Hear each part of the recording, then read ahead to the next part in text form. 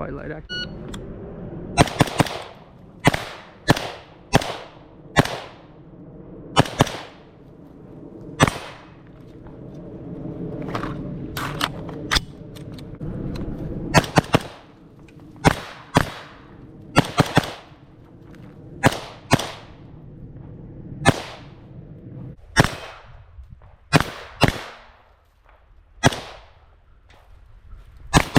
Set up Modlite mod button, Unity switch fire or tail cap, 18350 with the plhv2 head. I have the OKW head. I'm actually using it as a handheld.